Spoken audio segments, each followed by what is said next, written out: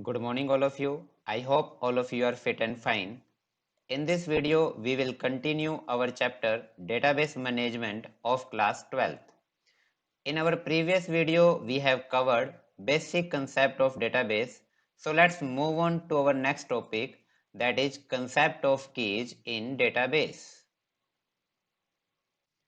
Keys are used to establish and identify relationships between tables. Keys are also used to uniquely identify any record inside a table. Let's see the types of keys in a database. There are basically four types of keys which are used in a database. Number one, primary key. Number two, candidate key. Number three, alternate key. And number four, foreign key. Let's understand all these keys one by one. Number one, primary key. A primary key is a field in a table which uniquely identifies each row or record in a database table. It means a field acts as a primary key if it uniquely identifies each record in a table. There are some rules which must follow to a field for becoming a primary key. Primary keys must contain unique values, means a field which will act as a primary key must contain unique value. The primary key field cannot be null. Null means empty. Means a field which will act as a primary key must contain any value. A table can have only one primary key. As we know, in a table many fields are available and more than one fields may act as a primary key. But according to our rules, we can only make one primary key in a table. Let's see the example. Suppose we have a table student with three fields, roll number, name and marks. In this table, roll number field will act as a primary key because it uniquely identify each record in a table. I hope it's clear to all of you. Let's move on to the next key, that is candidate key.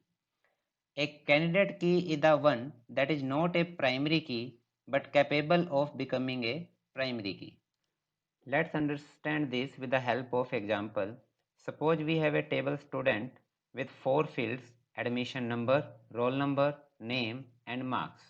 In this table, admission number and roll number, both fields are capable for becoming a primary key.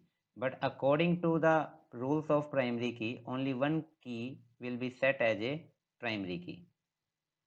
So if we make roll number as a primary key, then the admission number will act as a candidate key. And if we make admission number as a primary key, then the roll number will act as a candidate key. I hope it's clear to all of you. Let's move on to the next key, that is alternate key. Alternate key is the another name of candidate key. The candidate key which are not selected as primary key are known as secondary keys or alternative keys.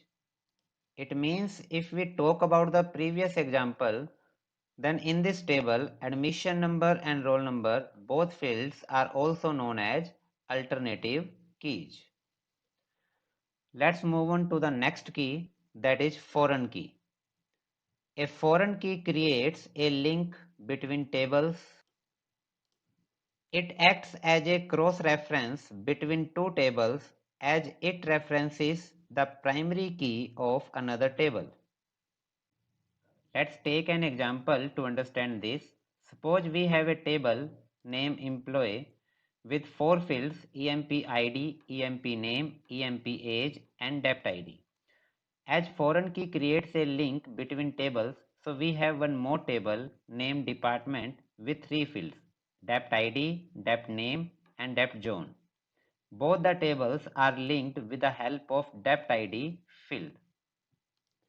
EMP ID is the primary key of employee table and debt ID is the primary key of department table.